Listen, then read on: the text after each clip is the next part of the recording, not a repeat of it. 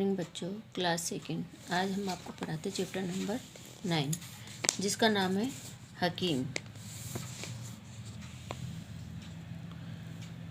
Doctor को भगवान का रूप माना जाता है। यदि वह लालच करने लगे तो वह अपने जिम्मेदारियों के प्रति वफादार नहीं हो सकेगा, जिसका प्रभाव आम लोगों पर भी पड़ता है। इस कहानी में एक ऐसे ही हकीम डॉक्टर की लालच को दर्शाया गया है।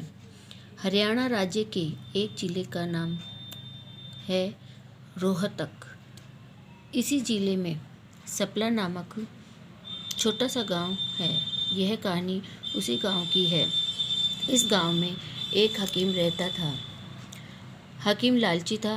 वह भोले भाले लोगों को से खूब पैसा ऐंठता था। लोग उसके पास जाया करते थे क्योंकि पूरे गांव में वही अकेला हकीम था।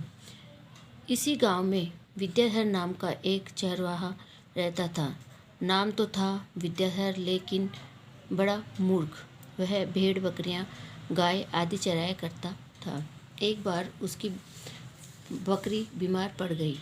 विद्याधर बकरी को लेकर हकीम जी के पास पहुंचा। हकीम जानवरों का डॉक्टर तो था नहीं, भला बकरी को दवा कैसे देता। उसने बकरी के इलाज के नाम पर पैसा ऐंठना चाहा।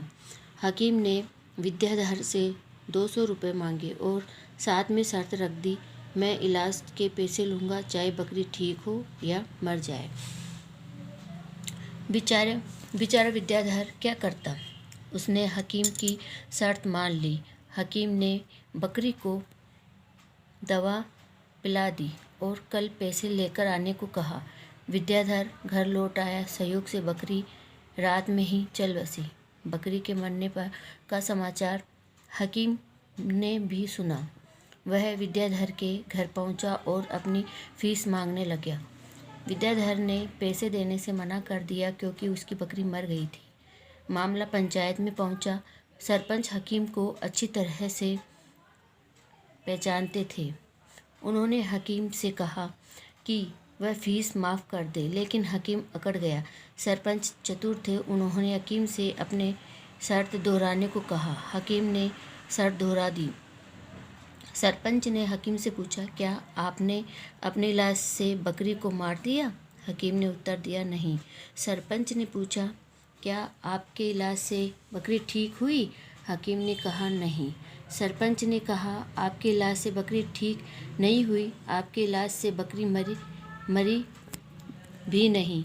इसका अर्थ हुआ कि आप फीस ले ही नहीं सकते। हकीम चुप रह गया। तो इस कहानी से क्या शिक्षा मिलती है आपको? कि हमें कभी भी लालच नहीं करना चाहिए। थैंक यू बच्चों।